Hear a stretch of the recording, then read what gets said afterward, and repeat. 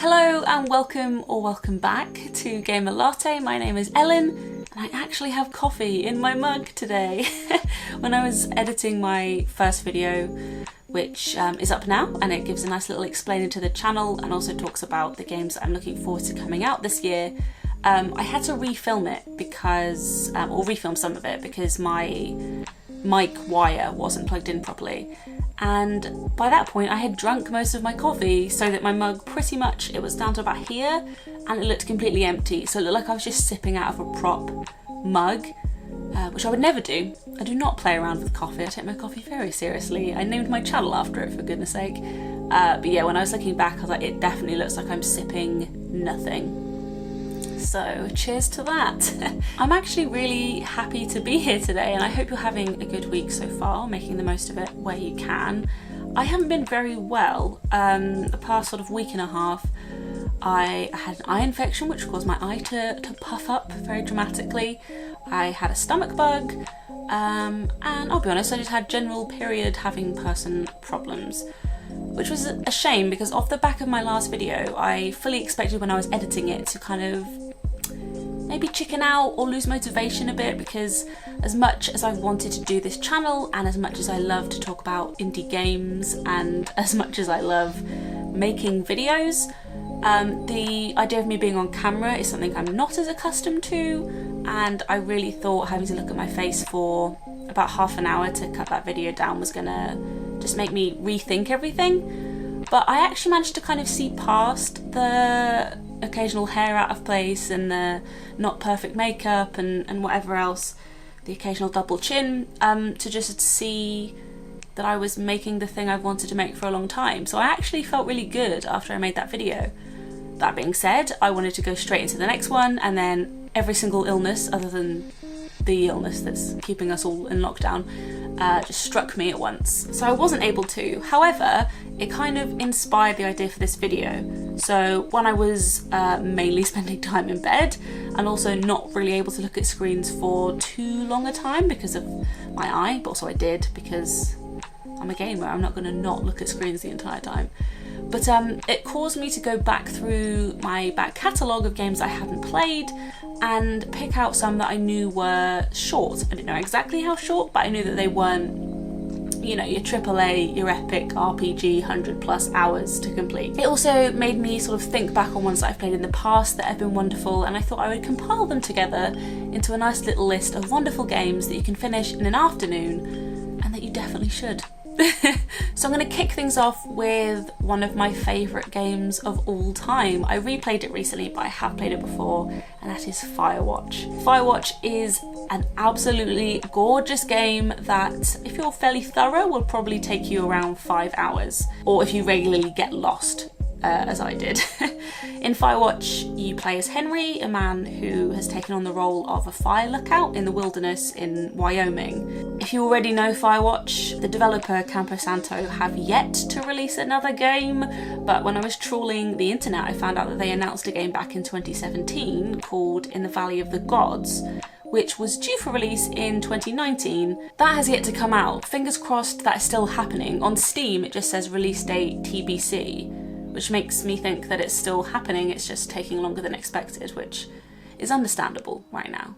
But this game speaks to me so much as someone who has had many issues in the past where they let very important things fall to the wayside and let them pile up until it just gets too much. I felt that that's what this game was about.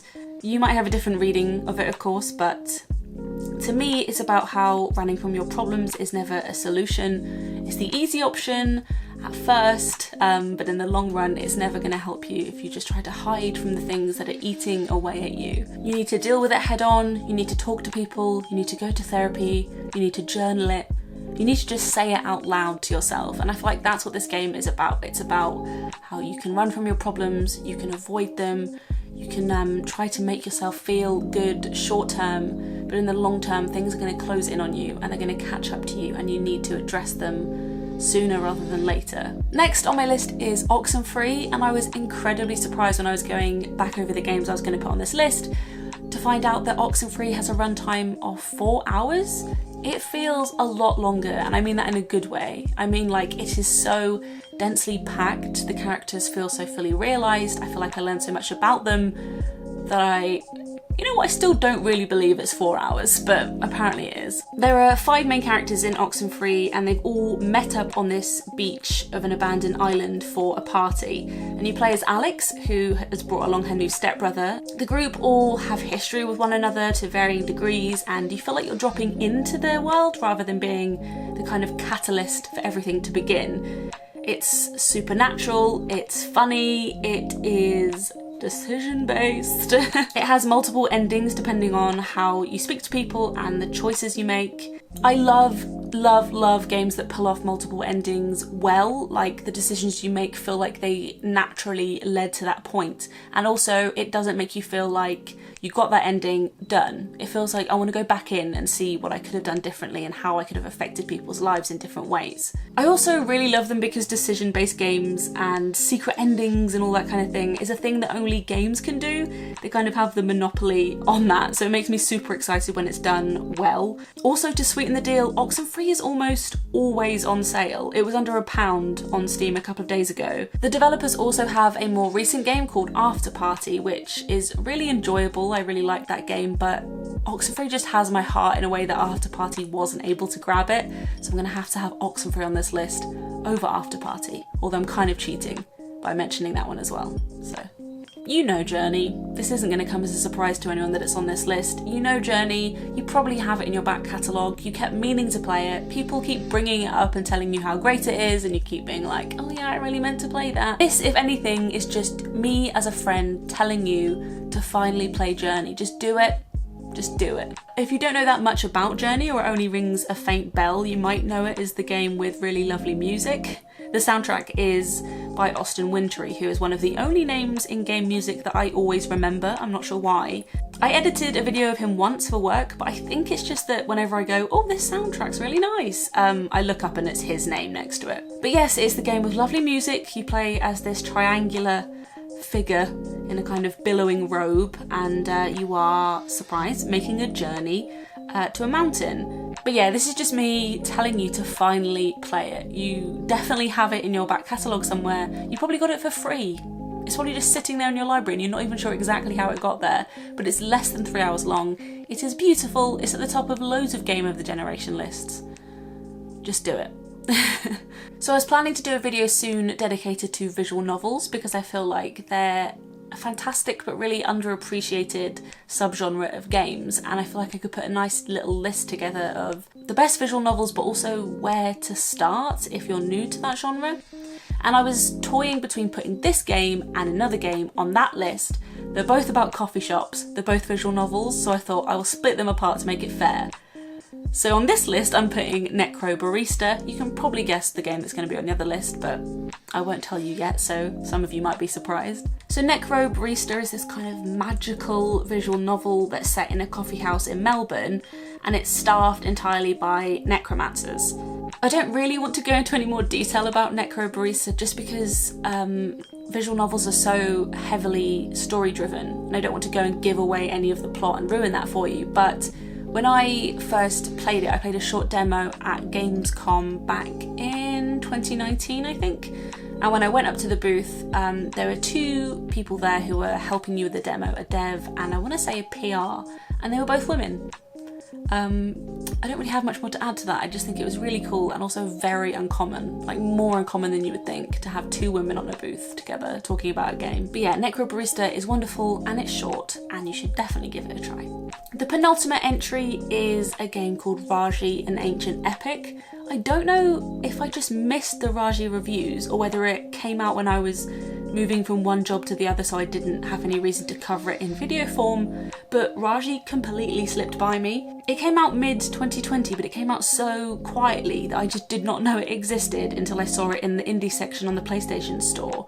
But I am so glad I found it. It's just this mesmerising action adventure where you play as Raji, who has been chosen by the gods to fight against this demonic invasion, and it takes you deep into the world of Indian mythology, which given how many games focus on Greek mythology, and now there's a growing trend for games to focus on Norse and Scandi mythology, it's surprising how untapped the world of Indian mythology is, and it is truly beautiful. I also read recently that the developer of the game sold her flat to keep the game funded, which, not to guilt trip you, but is definitely a reason that you should give that game a go. I definitely think that gaming is a very expensive hobby, but I often hear people complaining specifically about the price of indie games rather than AAA games, which makes no sense to me because indie games are granted often quite short, maybe 4 to 8 hours long. But when you equate that to the amount that you would spend on like a movie ticket, it definitely levels out. And also you're much more likely to be able to spend £18 on a game than £80 on a game. I was looking recently on the PlayStation Store at the pre-orders and I saw that Ratchet & Clank was £70, which made me really sad. I don't know if it's just because it's a game predominantly aimed at children. I mean, I'm going to be playing it, but it's predominantly aimed at children. And to think that these kids have to ask their parents for like a £70 game just kind of bums me out. I don't know why. Anyway, back to the indies, and my final game on the list is one of my favourite games of all time again, and it is If Found. I, to be honest, would put If Found on every list on this channel if I could. I just cannot recommend it enough. Everyone comes away from it loving a different character above all others, and mine is Jack, Colum's boyfriend. I have such a soft spot for him, but I think it's because the characters feel so real. I wouldn't be at all surprised if they were inspired by people the writers actually know, or maybe inspired by the writers themselves. They just have this indescribable quality where they feel so real and you kind of instantly feel endeared to them as a result. But I'm getting ahead of myself. The game basically flips between telling the story of Cassio, who is a trans Irish girl who has returned home to Achill in Ireland, and then it also turns onto her intergalactic adventures. You're going through this story by rubbing out Cassio's diary, and everything just feels so well put together. I almost don't want to do this game the injustice of trying to describe it too much, because it just really is an experience that you need to go into with an open mind and an open heart. You just really need to experience it for yourself, and you can on Switch and PC in just a couple of hours. I think it's less than 2 hours. It's really short, but it's really memorable and it's really replayable as well, which I think is always important. So that concludes my list of lovely games that you can complete in an afternoon. If I missed any, or if you have any recommendations, then please let me know. And also, if there's any on the list that you've played before but you want to have a chat about, I'd be very open to chatting about them in the comments. Please subscribe. I was gonna do like a if you like this, subscribe, or reasons to subscribe, but this is only my second video. It would really mean the world to me if you wanted to spend a little bit more time here. So please subscribe and ring the notification bell so you know when I make my next video. I do them every week. But yeah, I think that's it. I'm gonna go take my makeup off now and get into bed and play some more Valhalla, I think. I'm actually wearing my pyjama bottoms already, which you can't see, so it makes it very easy to just clamber straight into bed, which I'm gonna do. So I hope you're having a good week, and I hope you're staying safe and sane and doing everything you can to make yourself happy. Yeah, thank you so much for watching, and I will see you in the next one.